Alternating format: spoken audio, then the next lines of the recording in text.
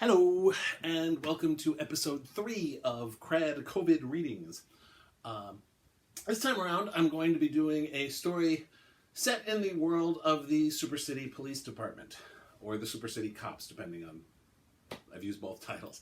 They debuted in this novel, the Super City Police Department novel, which is called The Case of the Claw, which came out in 2011 through Crossroad Press. The book is still available both in print and audio form. The audio is read by T. Morris. He did a wonderful job. And then after this, I did more stories, both novellas and short stories. The novellas are only available as ebooks. If you look up online under Super City Cops, you will see Avenging Amethyst and Undercover Blues and Secret Identities. Those are 3 novellas that came out from Bashday ebooks. I've also got 4 more novellas under contract with Falstaff Books, which will be out sometime in the next year or so. Those will be available both in print and ebook eventually. Meantime, I've also done 2 short stories with the Super City Cops. One of them was in this flip book, The Side of Evil and the Side of Good. Mine was in the Side of Evil side.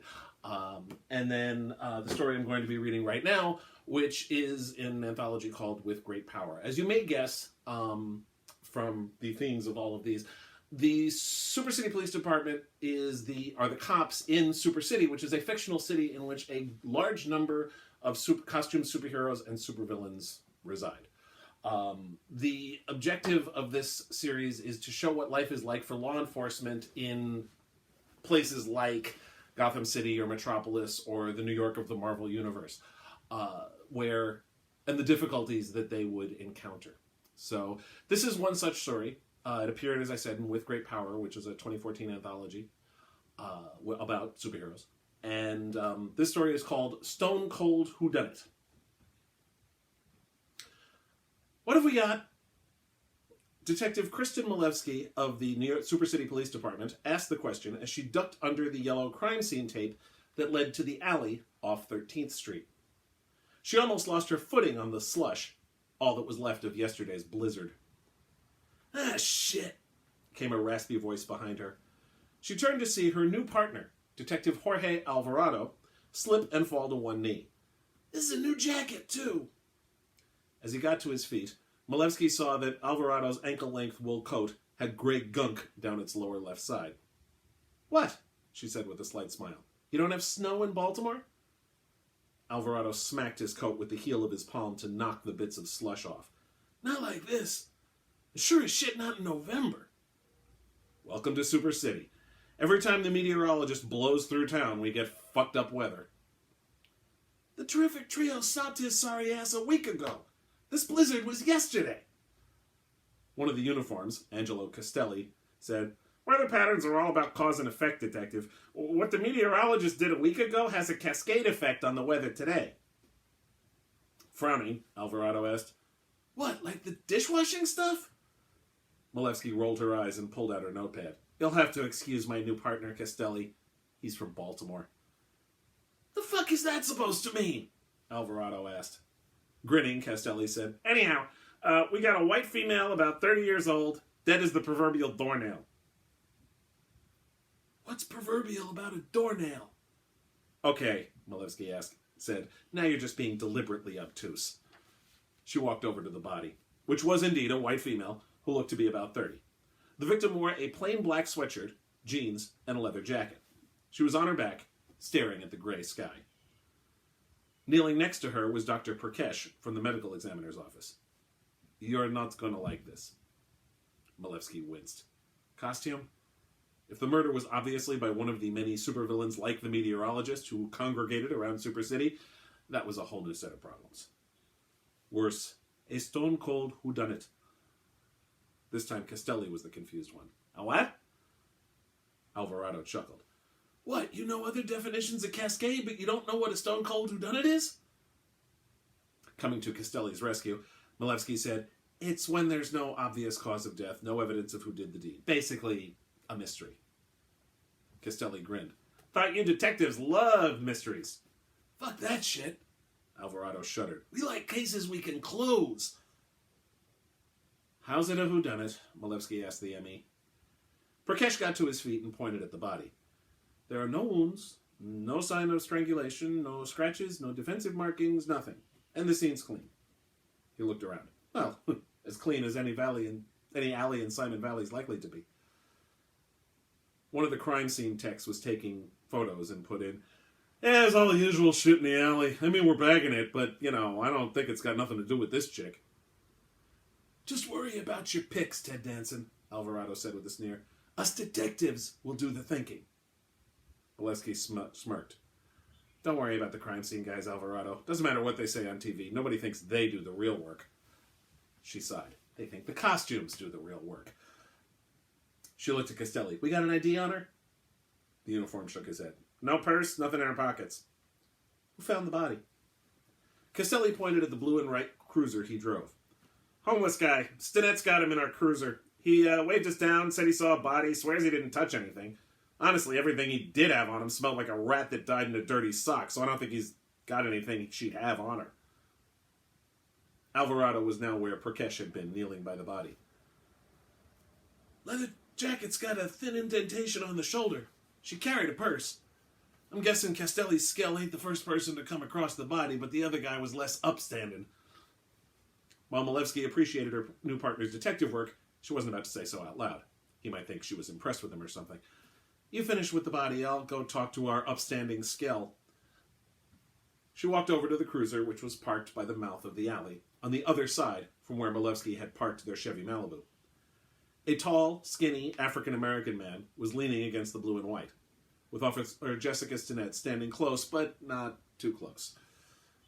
Once Milewski got a whiff, she understood why Stinnett was keeping her distance. Castelli's description of their witness's olfactory miasma, if anything, undersold it. A dead rat in a dirty sock actually sounded appealing compared to what this gentleman with dreadlocks, an army coat, ripped jeans, and mismatched boots smelled like. "Sir, I'm Detective Milewski. You found the body?" "I can't say nothing. Them rainbows will get me. They got Freddy." "What rainbows are those?" Milewski asked without missing a beat. "Evil rainbows. They'll punish me. I only talked about the lady because I didn't know she was there."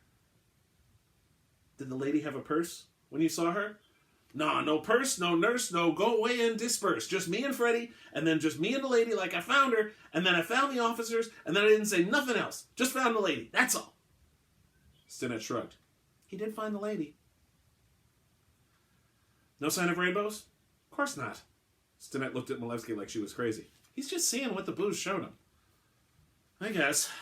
But death by rainbow wouldn't even crack the top 10 of weird deaths in this town." A canvass of the general area revealed nothing, as the residents of Simon Valley were even more reluctant to talk to the police than their rainbow-seeing homeless guy. Eventually, the lab was able to identify their victim as Rosa Dubois, 31.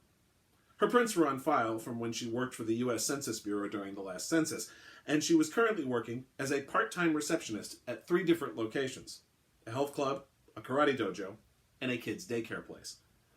All 3 of her jobs were within walking distance of the apartment she shared with a roommate.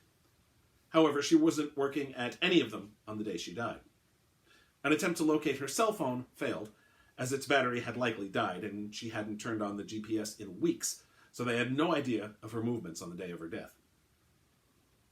Thanks to a fight between the Superior Six and the Brute Squad that snarled the Goodwin Expressway, it took Milewski and Alvarado an extra half hour to drive from Super City Police Department headquarters to the apartment in Simon Valley shared by their victim and her roommate. En route, the radio squawked with a call to Hecton for the emergency action team to keep civilians away from an opened dimensional portal that the terrific trio were dealing with. "Oh, Rosa was the best roommate I ever had," said Ella Jackson, who was wearing a diner waitress uniform as she put away groceries. "It was great. She was working 3 jobs, and I worked 2 and go to school. We didn't ever see each other. It was awesome." "You didn't like her?" Alvarado asked. "Nah, she was all right. It's just..." Jackson blew out of breath. "I waitress, and I bartend, and then I go to school. She's a receptionist. Even when we're both home at the same time, which ain't that often, don't either of us want to talk to nobody no more. We're peopled out, you know? She left me alone, I left her alone." She shook her head. "I ain't never going to find nobody that good again." Milewski asked, "She have any enemies?" "Hell if I know. We didn't talk. I know she hasn't been dating nobody since she broke up with that asshole who knocked her up." That got Milewski's attention. What happened there? She was going out with this guy, Jack something. Murray, that's it. She met him at the spectacular gym where she works. She got pregnant, then she miscarried, then they broke up. Or maybe they broke up and then the miscarriage. I don't remember. Like I said, we don't talk, right? Milewski said, you know where this Jack Murray is now? No clue, but he's a member of the club. After they were done with Jackson, they went back to the Malibu. As they exited the building, a flaming streak flew overhead, which meant that the flame from the terrific trio was on his way somewhere. Milewski wondered if that meant they were done with the dimensional portal or not. He was flying away from Hecton. Alvarado had a huge grin on his face. Stone Cold Whodunit my ass. Excuse me? Milewski asked as she got into the driver's side of the Malibu. Please, jock boyfriend? Miscarriage? Bad breakup? 98 times out of 100, that's your killer. Maybe. We don't even know this is a homicide yet. Her ass got dumped in an alley. Sure, the ME has to go through the motions, but she could have died of natural causes. There wasn't any trauma on the body. Alvarado shook his head. She got dumped. Dumped means murder. Third case after I got promoted to homicide, Milewski started, but Alvarado interrupted. You ain't gonna tell me about the claw case again, are you? Milewski glowered at him. No. This was a body we found in the middle of Nantier Boulevard. Turned out she had a heart attack when she saw Old Glory go up against that big robot over Labor Day weekend. A finger from the robot flew off and went right past her head. It missed, but it scared the shit out of her, and her heart just went poof. Not a homicide. What, you didn't prosecute the robot? Snorting, Milewski said, we don't even know who built the damn thing, and it killed lots of people directly, so if any charges do come up, it won't be for that lady. That was just an accidental death. What's the point? Milewski pulled into traffic on Giacoya Street. The point is, there's lots of ways to die around here that you probably didn't get in Baltimore. They drove to the spectacular gym on 19th Street, one of 7 branches across town, all of which had a bigger-than-life color statue of Spectacular Man waving to passers-by. As he got out of the Malibu, Alvarado looked up at the waving statue. Shit, that's creepy.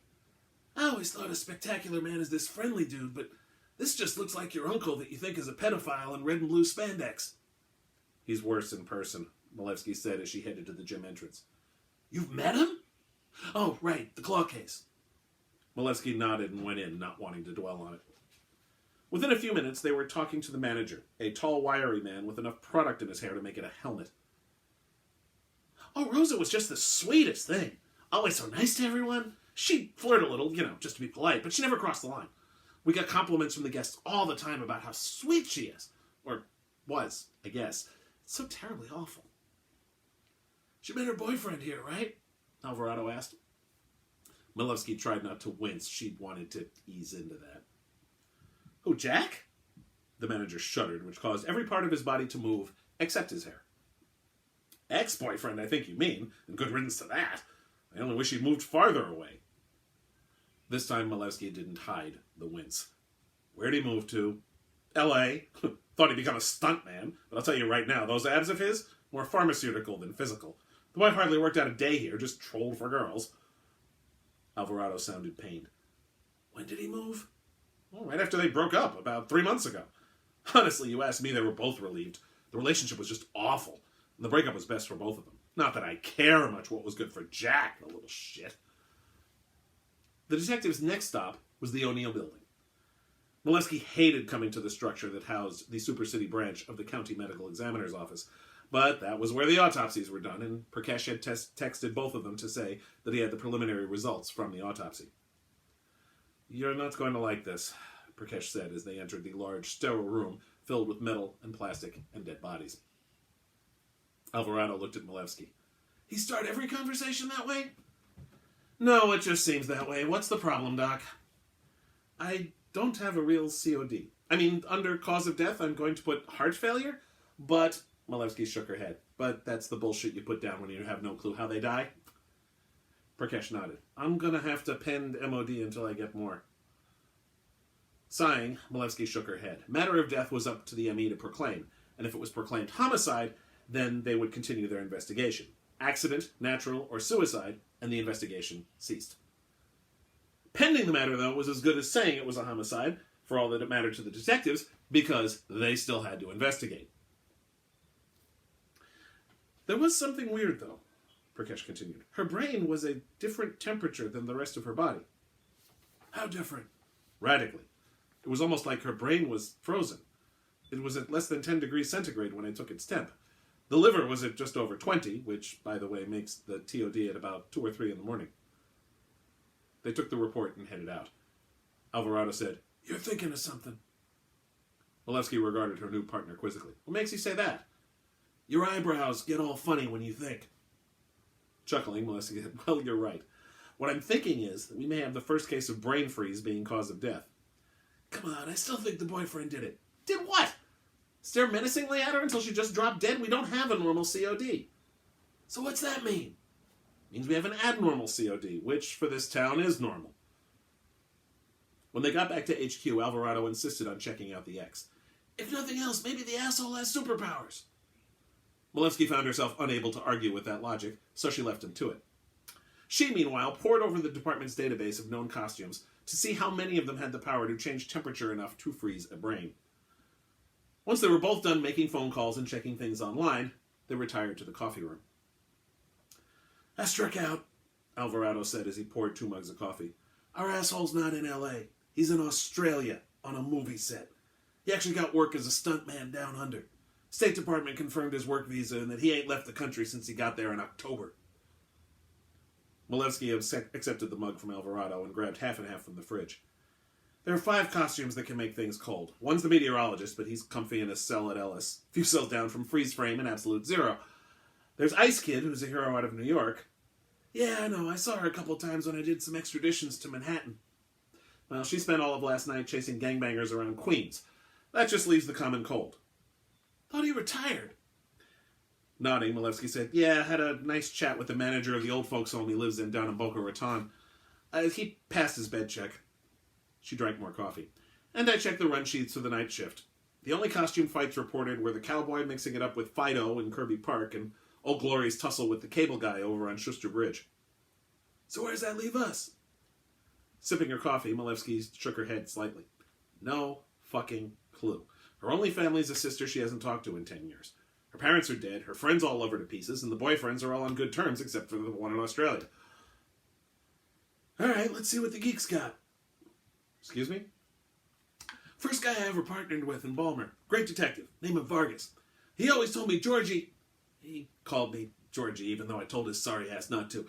"He told me, Georgie, if you're stuck, look at the crap they pick up at the crime scene. 98 times out of 100, it gets you jack shit. But it's worth it for that 99th and 100th time." Milewski considered and then decided, what the hell, let's take a look.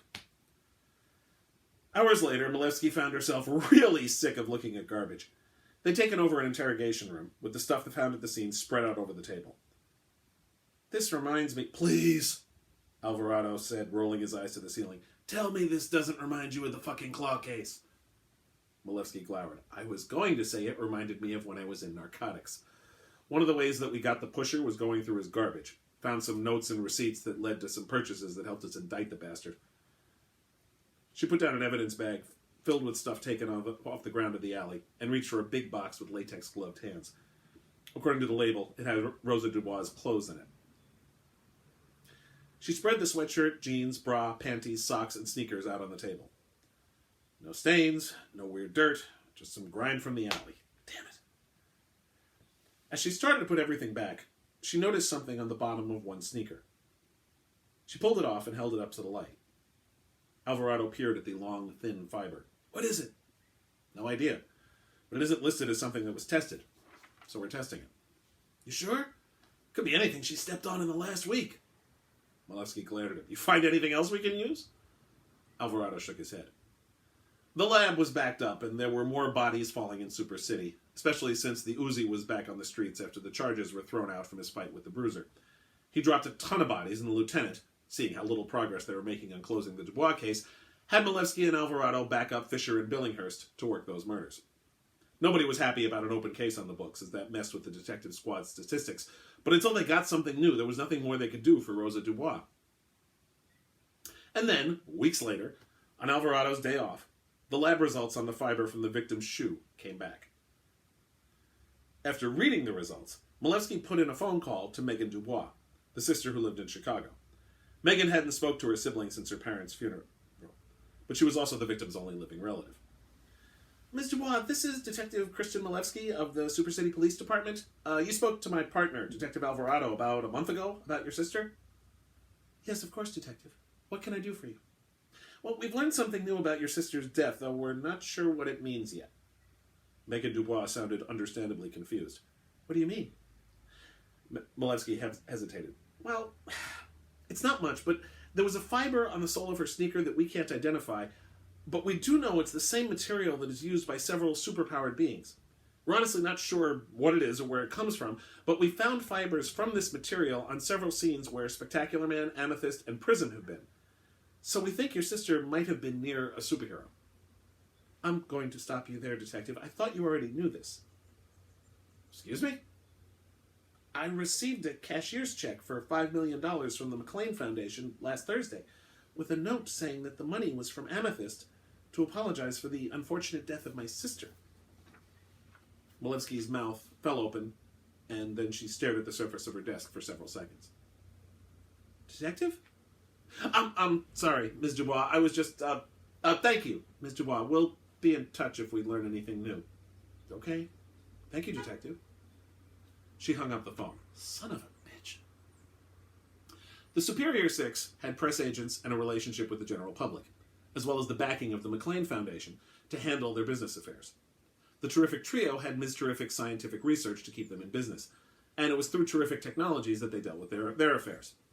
The Bruiser's real identity was known to everyone, and he worked with the police on his mission to clean out Simon Valley. But Amethyst was one of the costumes who didn't talk to the police, or to the public, or to anyone. He just showed up, used the purple gem that was embedded in his chest to beat up on the bad guys, and then disappeared. His costume covered his entire body, obscuring all his features, and his cape served to obscure his body type even more.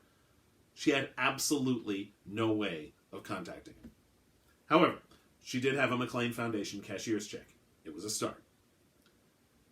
Navigating through the Foundation's phone system proved lengthy, complicated, trying, and frustrating.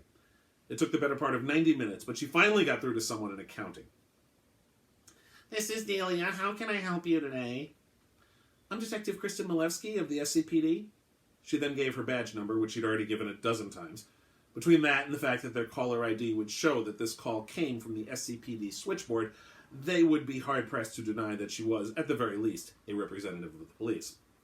I need to know about a $5 million cashier's check that was sent to a Ms. Megan Dubois in Chicago last week in relation to Amethyst. I'm sorry, Detective, but I'm going to stop you right there, Delia.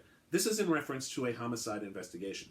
We believe that Amethyst may be involved in the death of an innocent woman named Rosa Dubois. One of the reasons we believe this is because Amethyst used the McLean Foundation to send money to the victim's only living relative. We need to verify that the payment was made, and we need to speak to Amethyst. I can check our records, Detective, but absent a court order... Oh, I can get a court order, Delia, and if I do, it's going to be for every single transaction made in the month around the date of the payment made to Ms. Dubois. But you can make everyone's life a lot easier by aiding in my homicide investigation and not forcing me to come down to your building and arrest you and every one of your fellow co-workers I've talked to in the last hour and a half for obstruction of justice. Just tell me that the transaction was made and how Amethyst provided the money to you. Delia swallowed. Okay, I'm showing the transaction, but the cashier's check was drawn on one of our discretionary funds. It's the same fund that Mr. McLean uses for the Superior Six when they are forced to pay for damaged property or... Fine. Thank you, Delia. Milewski hung up.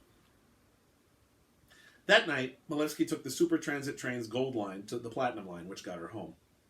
She opened the door to her apartment, only to find a large man in a black cape, a dark costume that covered his entire body, and a purple gem embedded in his chest, standing in her living room. She immediately drew her Beretta and pointed it right at him with a two-handed grip. Police! Freeze! A deep, resonant voice that wasn't quite identifiable as human said, Please lower your weapon, Detective Milewski. I am not here to harm you. I'll keep it up, thanks. I prefer to keep criminals in my sights. I am not a criminal, Detective. I am Amethyst. When I know who you are. But as far as I'm concerned, I don't care that you're a costume. What I care about is the fact that you broke into my apartment and that you're a witness to a murder. I assume you are speaking of Rosa Dubois and Frederick Jacobi. Milewski frowned, still pointing her Beretta at Amethyst's head. She'd seen people shoot at Amethyst before, and a purple glow always engulfed him, causing the bullets to bounce off. There was no purple glow right now, but she was pretty sure it'd show up if she tried anything. But she was damned if she'd lower her weapon. Deciding not to let on that she hadn't the first clue who Frederick Jacobi was, she just said, yes. It was a terrible mistake. I was engaged in a battle in the Farwaz dimension. The what? Under Amethyst's mask, Milewski could actually see the costume's raised cheekbones indicating a smile as he spoke.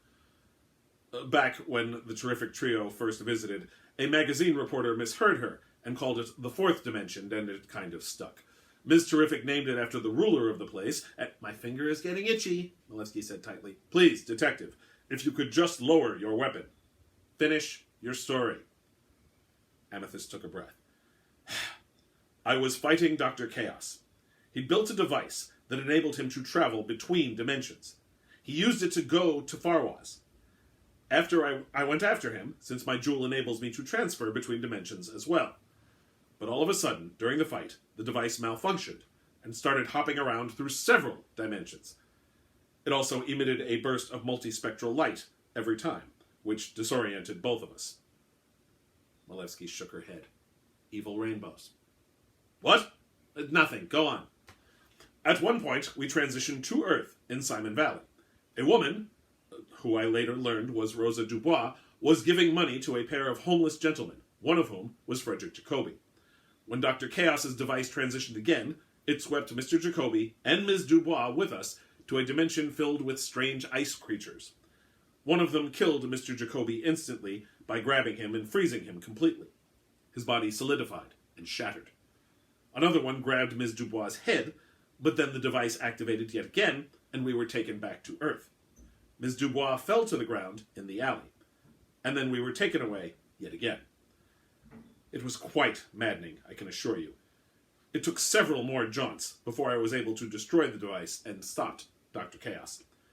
I brought us back to Earth and turned him over to your fellows in the SCPD. Unfortunately, dimensional travel is tricky. It was a week later when I returned. It took me somewhat longer to track down who the two victims were, and then I worked with the McLean Foundation to see that their families were given compensation. Milewski blinked. So that's it? I'm sorry, Detective. Believe me, I wish I could have done more. Oh, you can do more. I remember when you brought Dr. Chaos in.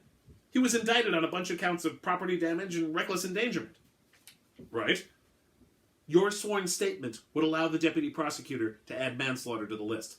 After all, it was his little doodad malfunctioning that led to the death of Rosa Dubois. And Frederick Jacobi. Milewski sighed.